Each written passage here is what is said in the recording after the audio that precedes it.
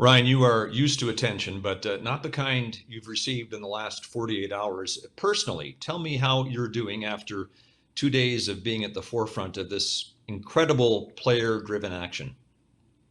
Yeah, I'm doing great. I couldn't be more proud of the players in this league. It was a tough spot that I felt I was in. Being one of the few black athletes in a white sport. Um, it kept me all night. I didn't know what I wanted to do. I didn't know how it was going to go over with my teammates, with the league. But when I woke up and I had a text from Kevin Shattenkirk saying that all the Eastern teams wanted to talk to me, and um, we had a good chat. And after that, they're like, you know what, I think we should take the 2 days off. We stand behind you. And then Vancouver's standing outside the dressing room, wanted to talk to me. Same thing. Had a great chat, and they also agreed, let's take the 2 days off and and stand for this. And I couldn't be more proud of all the players in this league, because it's not an issue that necessarily touches them. It's not an issue that they necessarily know a lot about, but the fact that they see it through the media and social media obviously proves the point that it's a big problem for them to take a stand like that.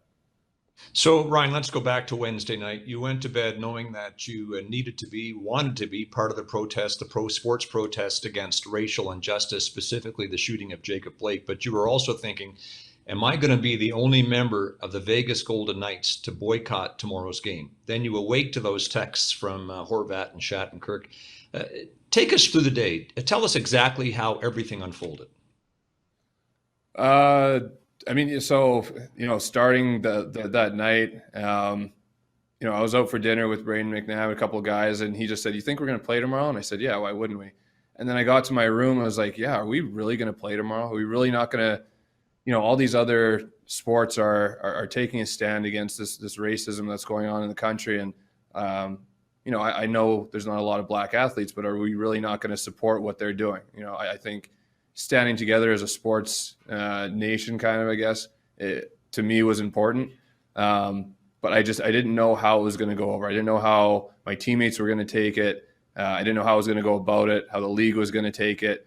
So I was up. It was a day before. It was supposed to be a day before a game, and I ended up texting Flower, hoping he was still up, and he ended up texting me back. So I called him, and we just had a chat. We ended up talking for about an hour at 1 a.m, and he kind of, just let me vent a little bit, and just heard me out, and gave me his thoughts. But it was still a tough night, because as much as he helped, I still didn't know how it was going to go over. And then when I woke up and saw those texts, it was a little bit of a sigh of relief that at least these teams were hearing me out, and it wasn't just me kind of leading a charge by myself, maybe. And then so we had those good conversations, and it wasn't like I think we should play. I don't know if this is the right thing for us to do. It was Revo, tell us what you think. They listened, and it was, what, we stand behind you. If you think this is the right thing to do, we're going to step away. Vancouver said, what, we're going to postpone the game with you guys. The guys out east, we had a couple chats, and they said, what, we stand behind what you're saying right now. Because the guys out east, they said that they were going to play, and after we talked, they kind of changed their mind, and and great on them for even just listening. That's the first step, is listening. So you've indicated then, Ryan, that you were kind of hedging your bets. You weren't sure if everyone was going to go along with this, but the support has been unconditional. Does that surprise you? It does and it doesn't. Hockey is a very tight community. Whether we hate each other on the ice or not, I think everybody has respect for everybody in this league, and especially you look at what's going on around North America right now. I think it's been touching everybody. It's something that is a serious problem, and for those guys to step up and see that, and just that scene at the press conference, it took about 5 minutes to let all those players file in. I think almost every single player, and that was optional. They didn't have to come. It was there was 4 or 5 guys at the podium talking, and everybody else was optional to be there.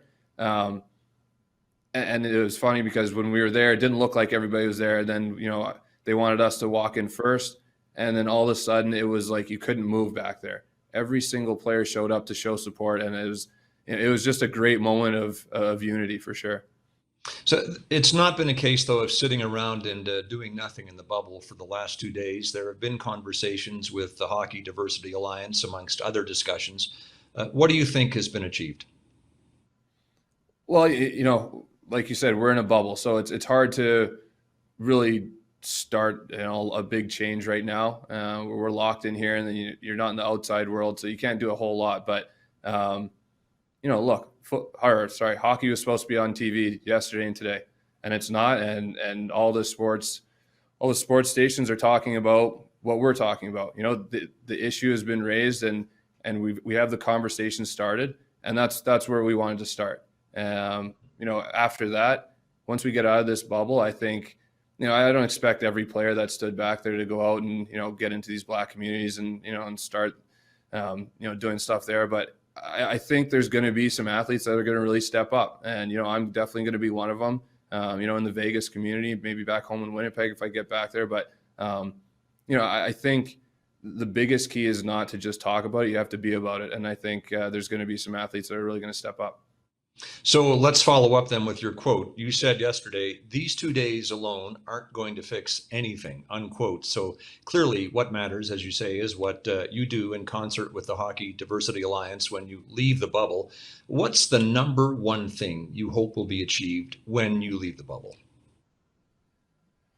Oh man, the number one. I think the biggest thing is there's got to be some kind of police reform. I've mentioned it so many times. I have police in my family. I have law enforcement in my family. I have friends that are in law enforcement, and I have a lot of respect for what they do. And there are 98% of them are great people who defend the rules and the laws of this nation. But there are the 1 or 2% that ruin it for the other ones. And,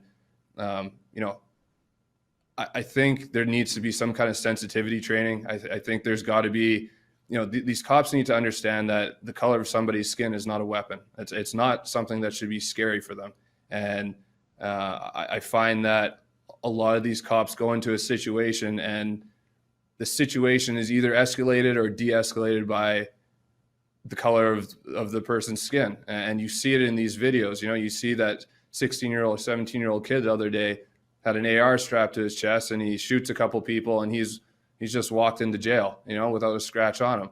But then you see unarmed Black men shot in the back 7 times, and where's the equality there? It's just not there. So there has to be some kind of reform in how races are treated when it comes to these situations. Another quote, and we'll finish with this. I hate their guts on the ice, but I couldn't be prouder of these guys, referring to the opposition after 2 days of being a united front, including the Vancouver Canucks. How hard is it going to be to flip the switch and go back to hating their guts in the rest of this series? It's not going to be hard at all. It's, I left my family a month ago for a reason. I came to this bubble to win a Stanley Cup. I haven't lost sight of that. These last 2 days were very important to start the conversations and get the message out there. But I'm going to go to bed tonight preparing for the game, and for 3 hours tomorrow, or however long it takes to get that win, they are my enemies again. But I will say again that as much as I do hate them on the ice, I am very proud, and I have nothing but respect for every single player that stood behind this. Well said. That's where we'll leave it. And Ryan, this shall be remembered as the first serious interview you and I have ever done, but circumstances demanded it. And I know you get that. Making history, Scotty. All right. Thank you, Ryan. Thanks.